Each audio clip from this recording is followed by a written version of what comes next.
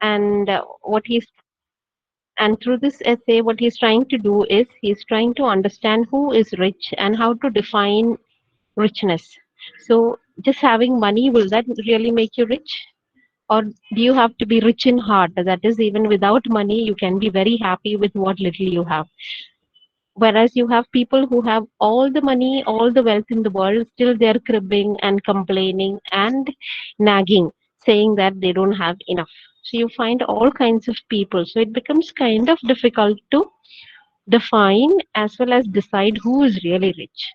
So it's a very general kind of an essay, and it is written in a very humorous style. So he lists out certain examples. He talks about certain encounters with the so-called rich, and he's trying to unravel what happens inside the homes of the rich people, the kind of daily lives and the daily drudgeries they face.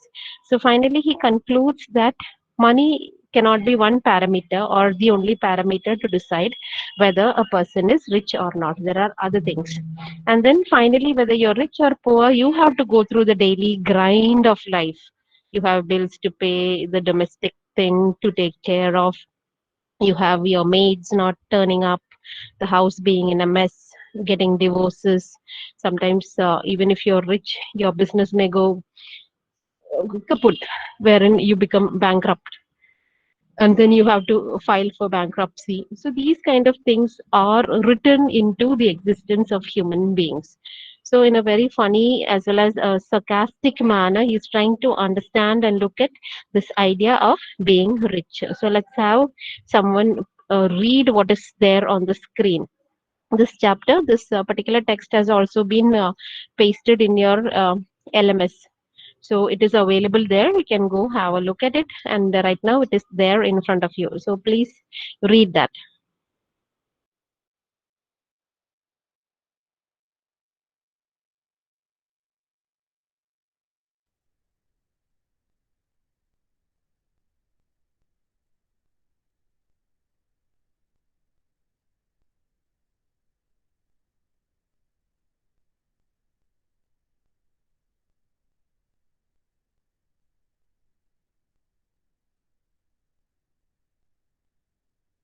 Please read.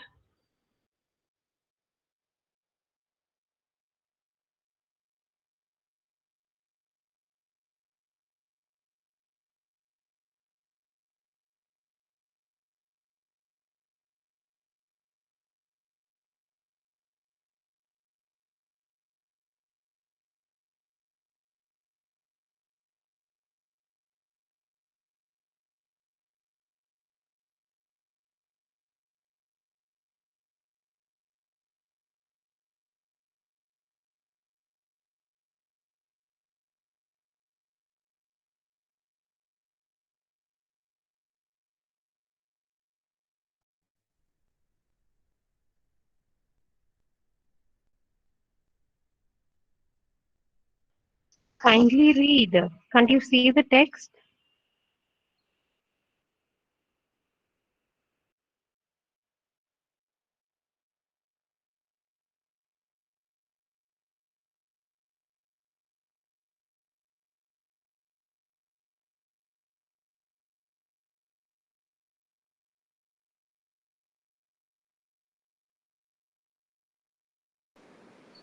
Are the rich happy?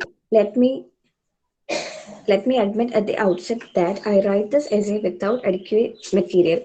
I have never known, I have never seen any rich people. Very often I have thought that I had found them, but it turned out that it was not so. They were not rich at all. They were quite poor. They were hard up. They were pushed for money. They didn't know where to turn for $10,000. In all the cases that I have examined, the same error has crept in. I had often imagined from the fact of the people keeping 15 servants that they were rich. I had supposed that because of a woman rode downtown in a limousine to buy a $50 hat, she must be well to do. Not at all. All these people turn out on examination to be not rich. They are cramped. They say it themselves. Pinched, I think, is the word they use. When I see a glittering group of 8 people in a stage box at the opera, I know that they all are pinched. The fact that they ride home in a limousine has nothing to do with it. A friend of mine who has $10,000 a year told me that other day with a sigh that he found it quite impossible to keep up with the rich. On his income, he couldn't do it. A family that I know who have 20,000 a year have told me the same thing. They can't keep up with the rich. There is no use trying. A man that I respect very much, who has an income of $50,000 a year from his law practice, has told me with the greatest frankness that he finds it absolutely impossible to keep up the rich. He says it is better to face the brutal fact of being poor. He says he can only give me a plain meal, what he calls a home dinner. It takes three men and 2 women to serve it, and he begs me to put up with it. As All far right. Please pause there. Okay. So now this is wry humor, wry sense of humor for us. So what is he saying that when I start writing this essay, I don't have enough material to substantiate my argument. So he's trying to define who is rich and are the rich happy. So he's saying I've never seen any rich people because whenever I went and approached these so-called rich people, they all are complaining, saying that they cannot keep up with the rich people with their kind of salary or the kind of income they have. So if you have 10,000 per year, $10,000, and we are talking about the year 1916. Please remember, this essay was written in 1916. So during those days, this was a big amount, a big amount. So wherever he went and whomever he spoke to, they were all not rich at all, and he's saying they were all very poor people, and they were hard up in as in difficult times. They were pushed for money and they didn't know where to turn for $10,000. So they would like be needing money maybe to the tune of $10,000, which in today's time maybe multiply that by 10 times, because so many years have passed, right? When you fix it and calculate it for inflation, change in the value of currency, whatever, so maybe it will come to crores of dollars now. The same thing. So for them, asking for money, asking for money would be like this kind of an amount. So a big sum. And if we had to ask for money from other persons, maybe maximum we'll be talking about 1 lakh, 2 lakh, or things like that. This is a big sum for us. But these people, they did not know where to turn for $10,000. So there is sarcasm here. So this is such a big amount, and they did not know where to get it from. So when you're borrowing this kind of money, this shows that what is your net worth. That is, you're really rich. You're filthy rich. So you don't go asking people for 1 lakh dollar. I mean, a few dollars or few hundreds of dollars. And then, so he has examined many cases, trying to understand whether they are rich and whether they are happy. So now he's saying, I've imagined, like when I see a household or a family keeping 15 servants, I've thought that they're rich. How can you keep 15 servants, right? People like you and me, we cannot afford even 1 or 2 servants. So forget about 15. So he's saying, when I see these kind of families with 15 servants, I've thought that they're very rich. And then again, I've thought that a woman driving or riding down by this limousine car to buy a $50 hat, going to buy a $50 hat, it's expensive, and traveling by limousine, even she must be really rich. But then it turns out from his observation as well as discussion with these kind of people, they are not at all rich. They are not at all rich. They are cramped, they are pinched, they say it themselves. That is, they keep on cribbing and complaining all the time that they are really poor, and they use the word pinched. And so when I see a glittering group of 8 people in a stage box in an opera. Opera, right? You go to watch opera. So they have a seating arrangement called the boxes, wherein a whole area, it will look like a box. A whole family can sit together. So it's like your mini home, your personalized theater kind of a thing, from where you can sit and watch the opera and enjoy the experience. So it actually is very, very expensive. So there were families who had permanent boxes in their name in these opera houses, these theaters. So and for that you had to pay a fortune. So he's being very sarcastic. So now whenever I see these opera boxes and a family of 8 or whatever sitting inside that, I know they are all very poor. That's why they are sitting there. And the fact that they go back home riding in a limousine has nothing to do with being rich. So they have all these external trappings of being very rich, all the external symbols, as in getting a box to your family name or to your own name in a theater, riding around town in a car like limo. All that, according to them, is not part of being rich. And then giving us examples of different people with their annual net worth, annual income. So somebody with $10,000, he told me the other day that it is very impossible to keep up with the rich. That is, if you belong to a particular strata in society, people expect you to live in a particular style or a particular manner. So you have to look rich, you have to appear rich, you have to travel by a certain brand of car, whatever, right? You have to keep up the appearances that you belong to elite society. So with $10,000, he's finding it very difficult. In the same manner, there was another family who had an income of $20,000. Even they were talking about the same thing, that it was very difficult to keep up with the rich people. That is, they were saying that we are not rich. And then he's saying a lawyer, he has $50,000 a year from his legal practice. And what was he saying? That it was absolutely impossible to keep up with the rich. So whether you have 10,000 or 20,000 or $50,000, all of them were complaining that they didn't have enough money to keep up with the rich. And then when he went to his home, he said, I can only give you a plain meal. And what is this plain meal? It's a home dinner. He calls it a home dinner. It takes 3 men and 2 women to serve it. So already 5 servants doing it for him. I mean, cooking up that simple, plain dinner. So he begs me to put up with it. And then he tells me, this is all I have. I'm so poor.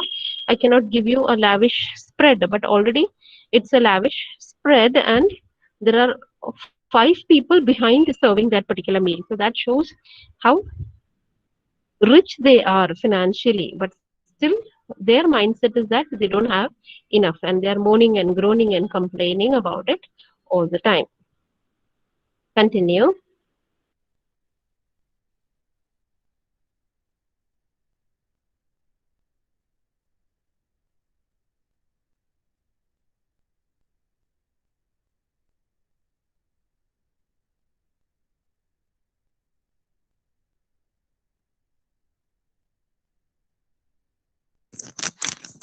As, as far as I remember, I haven't never met Mr. Karnik, but I know that if I did, he would tell me that he found it quite impossible to keep up with Mr. Rockefeller. No doubt, Mr. Rockefeller has the same feeling. On the other hand, there must be rich people somewhere. I run across the traces of them all the time. The janitor in the building where I work has told me that he has a rich cousin in England who is in the Southwestern Railway and cousin and gets a 10 pounds a week and gets 10 pounds a week. He says the railway wouldn't know what to do without him. In the same way, the lady who washes at my house has a rich uncle. He lives in Winnipeg and owns his own house, Clear, and has 2 girls at the high school. But these are only reported cases of richness. I cannot vouch. I cannot vouch for them myself.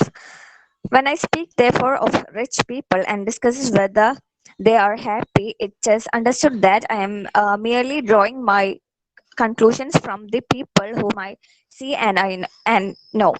Okay. So now what Judge is he saying? that Okay. the rich What is, undergo please pause. cruel trials and bitter Please tragedies pause, Lisa. of which the poor know nothing. In the first place, I find that the rich suffer perpetually from the money troubles. The poor sit snugly at home while sterling exchanges falls 10 pounds in a day. Do they care? Not a bit. An adverse balance of trade washes over the nation like a flood. Who have who have to mop it up? The rich cold money rushes up to a 100%, and the poor can still sit and laugh at a Tencent moving picture showing and forget it. But the rich Okay, are please troubled pause, money Lydia. all the time. I know a man, for example, his name is Spuck, whose private bank account has overdrawn last month $20,000. He told me so that Sorry about that. Okay. So now what is he saying is he has never really met rich people, people who are very happy with their richness and people who are quite generous with their money and feel rich about themselves. He hasn't met anybody like that. And then he's giving this example of Mr. Carnegie and Rockefeller. These are all very, very rich um, American businessmen. So he's saying when these people come and when they have to compare their status and their wealth with each other, maybe they would say that Mr. Carnegie would say that it's quite impossible to keep up with Mr.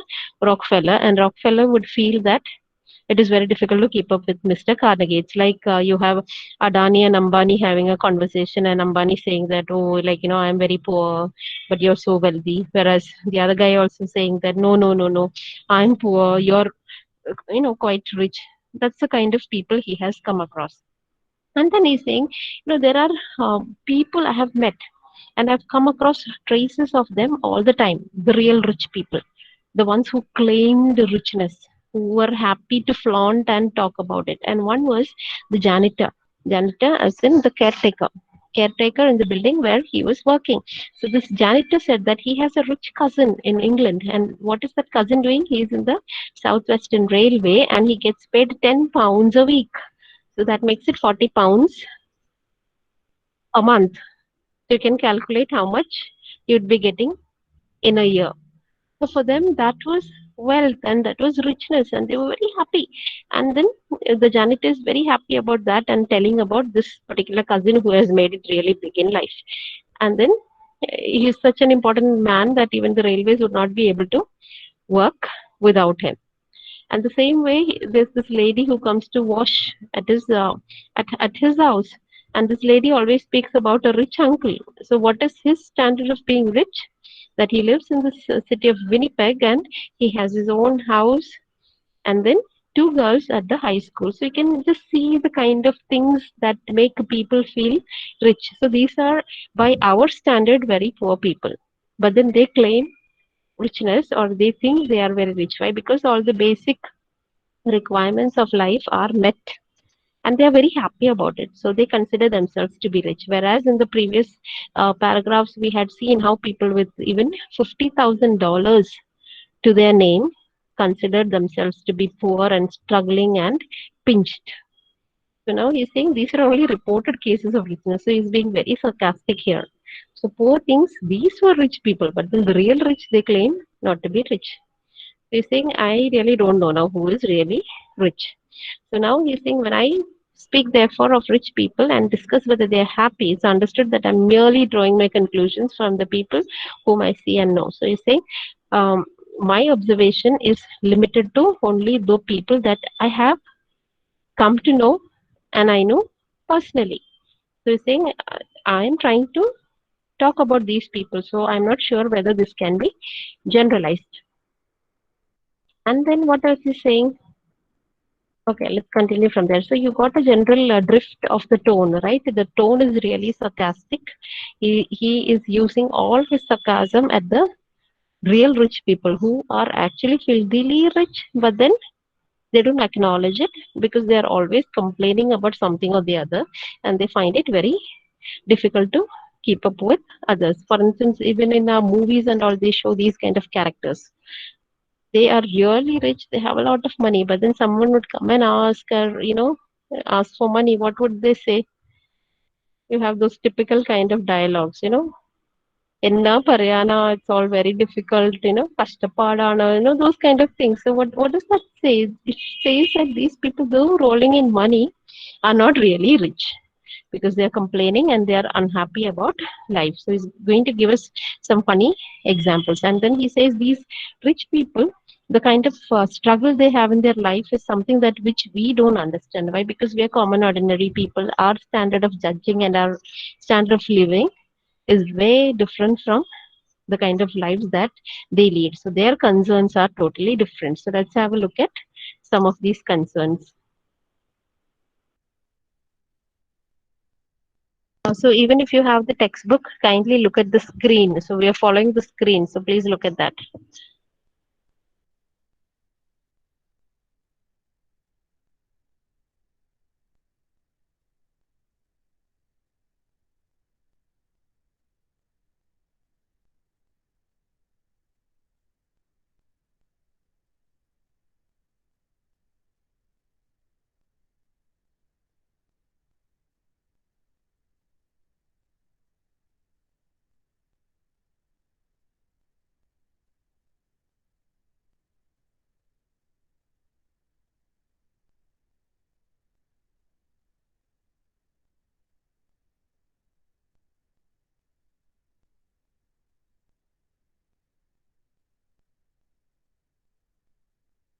This is not a classroom setup. We don't have all the time in the world to, sit quietly online and waste our time and data.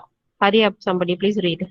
Otherwise, I'm going to just summarize and tell you. We are not going to do it in detail unless and until you read it.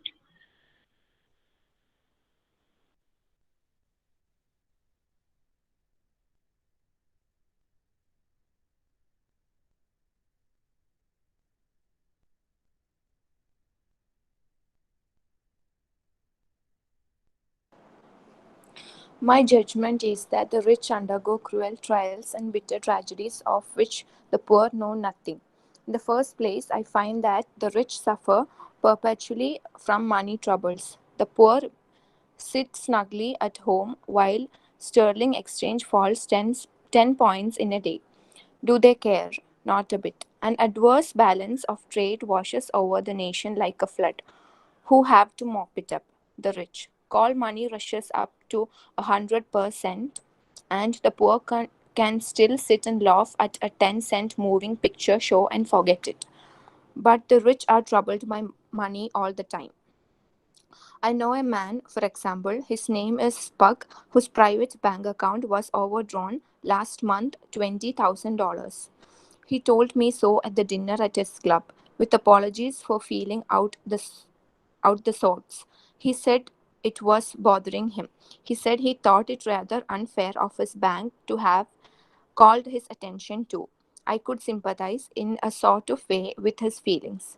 My own account was overdrawn 20 cents at the time. I knew that if the bank began calling in overdrafts, if it might be my turn next. Spug said he supposed he would have to telephone his secretary in the morning to sell some bonds and cover it. It seemed an awful thing to have to do. Poor people are never driven to this sort of thing. I have known cases of their having to sell a little furniture, perhaps, but imagine having to sell the very bonds out of one's desk. There's a bitterness about it that the poor man can never know.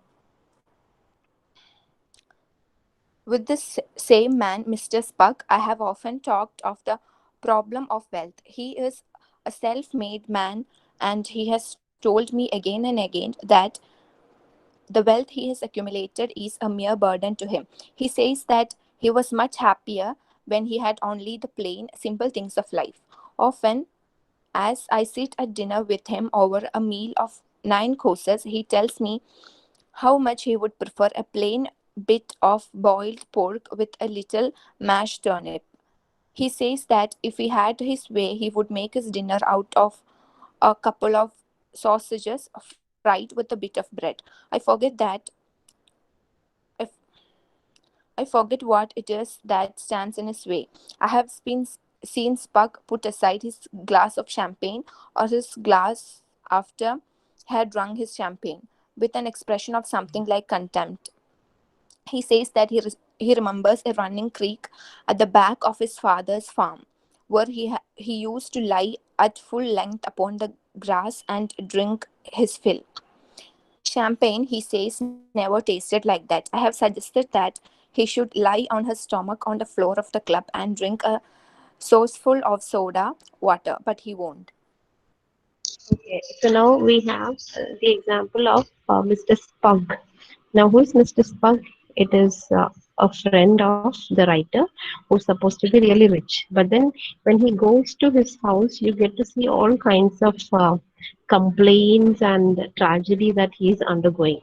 So now he's saying the rich undergo cruel trials and bitter tragedies which the poor know nothing, because our life and our concerns are very different compared to what the rich people experience and go through.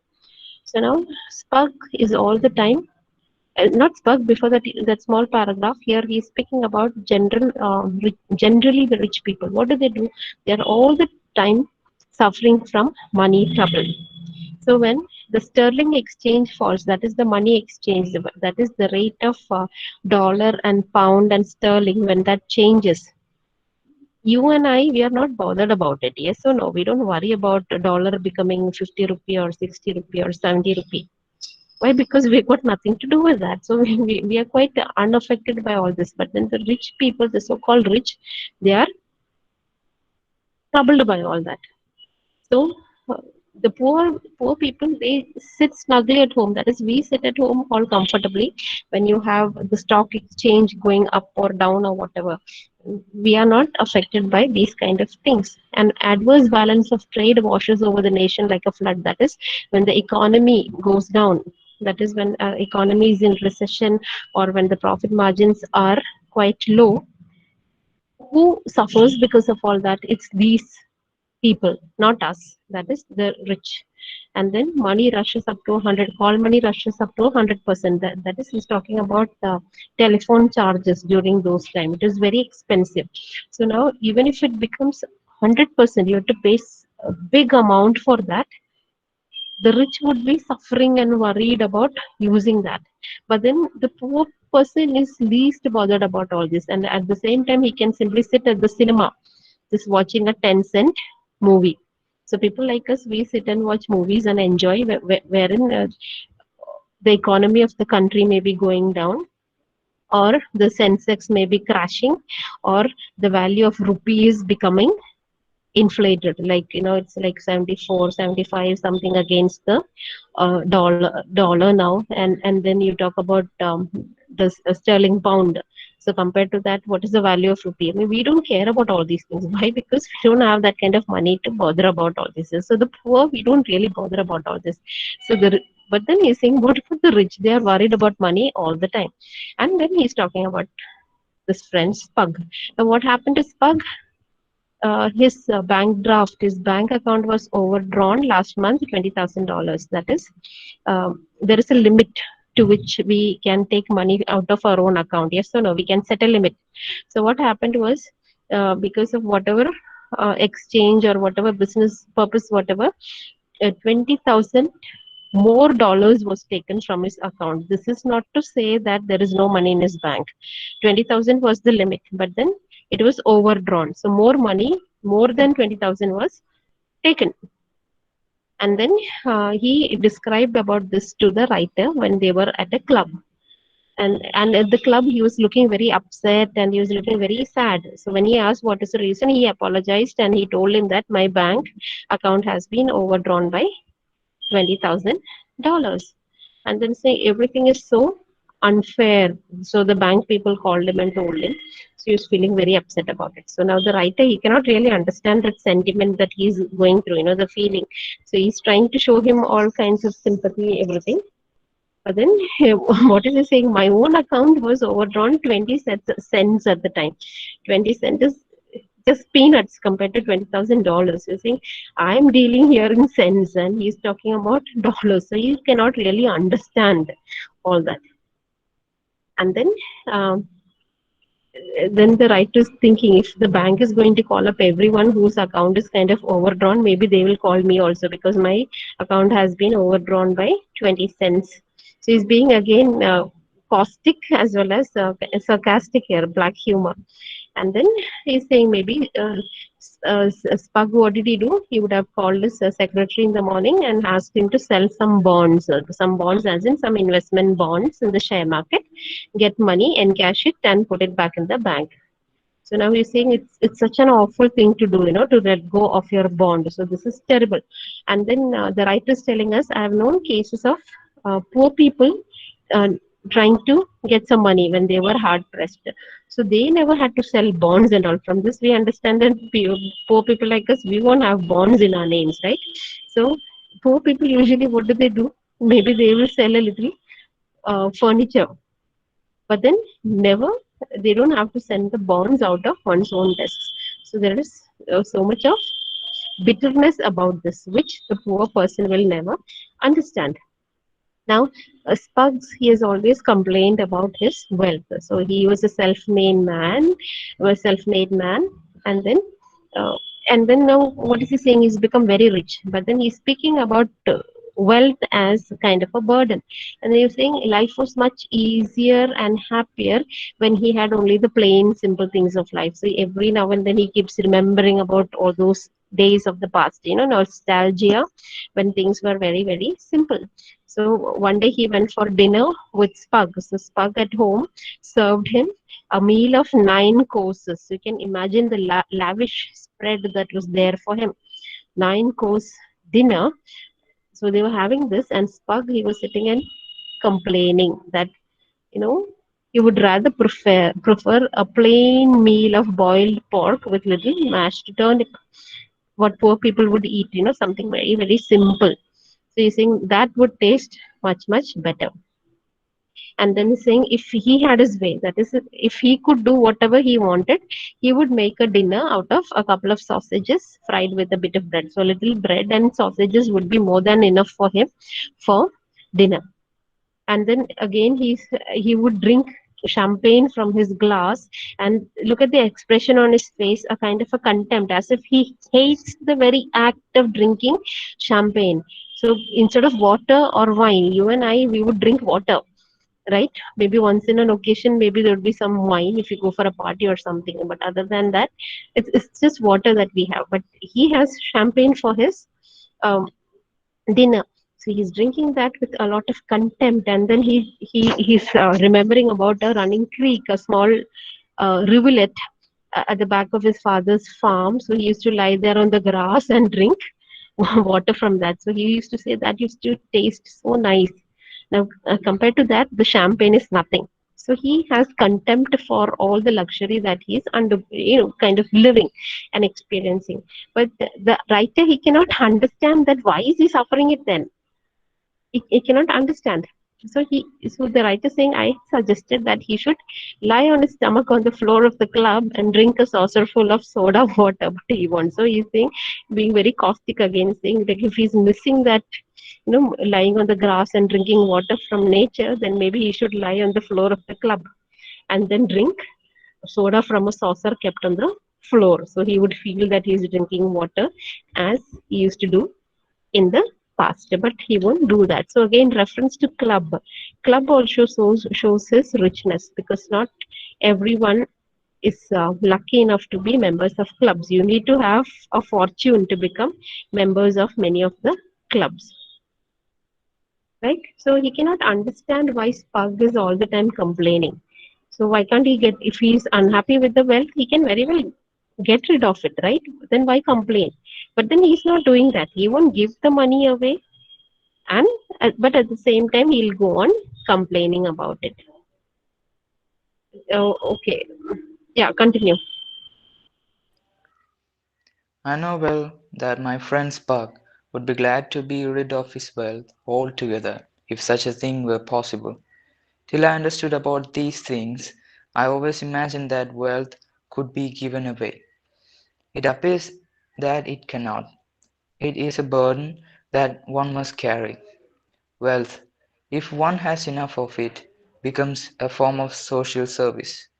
One regards it as means of doing good to the world, of helping to brighten the lives of others.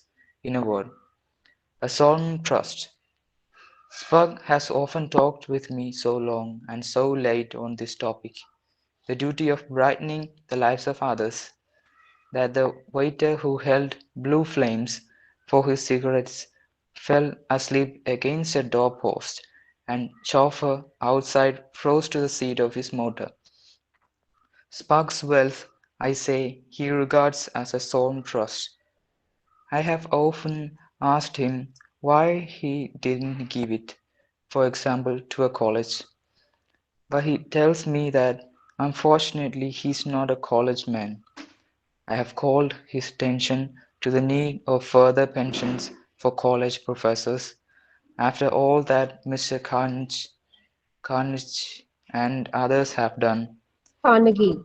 Carnegie and others have done, there are still thousands and thousands of old professors of 35 and even 40, working away after day and getting nothing but what they earn themselves, and no provision beyond the age of 85.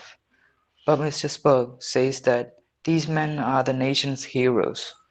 Their work is its own reward. But after all, Mr. Spurg's troubles, for he is a single man with no ties, are in a sense selfish. It is perhaps in the homes, or more properly in the residences, of which that the great silent tragedies are being enacted every day, tragedies of which fortunate poor know and can know nothing. Okay, so this is comedy. You could say black comedy at its peak. So now he's saying that, if possible, maybe this friend, Mr. Spark, he would have got rid of his wealth if it was possible. But then he never understood it. And he's saying, I always thought that if you have money, it can be given away. But then it appears that it cannot be done. Why? Because it's kind of a burden that these rich people must be, are destined to carry. So wealth, if one has enough of it, becomes a form of social service. So what is the condition? That it's only when you feel that you have enough that you give it. But these people, even if they have lakhs and thousands or millions or crores, they go on complaining. They could do with a little more. So they never feel that they have enough. It's only when you have enough that you can give it away. So they are not able to do that. So it becomes kind of a burden for them. So now, according to the writer, money can be a means of brightening the lives of others. You can give it away and make this world a better place. Maybe you can put your money in a trust and you can give it to people who deserve it. And Mr. Spug, he always speaks about this, forming some kind of a trust and changing the world and doing something. But then he keeps on saying that he doesn't have enough money and maybe one day he will have. So he goes on and on about this topic, so much so that, this duty of brightening the lives of others. So much so that what happened, the waiter who was holding the blue flames for a cigarette, that is the one who was holding the lighter for him, the servant, so one servant just to light his cigarette. So what happened, he fell asleep against the doorpost. The poor man, he was standing there, he must have gone off to sleep listening to his long sermon. And the chauffeur who was waiting outside, he must have got frozen in the chair of the car. That's the length of time this man would go on talking about doing good for society. So we understand it's all nothing but words, words, words, and words, but nothing practical and concrete is coming out of Spug's words. Though he's using a lot many words and talking about his plans and all, nothing is coming out. So now, Spug, he says that the money is kind of a very serious trust. He's going to put it in a serious trust. So the writer is asking, why don't you give it, for example, to a college? So now he's saying his money is kind of a very serious kind of a trust. but then he has not been able to decide whom to give it. So now the writer is proposing, why don't you give it to college teachers? So he's saying, I'm not a college man, that is, I have not studied in a college.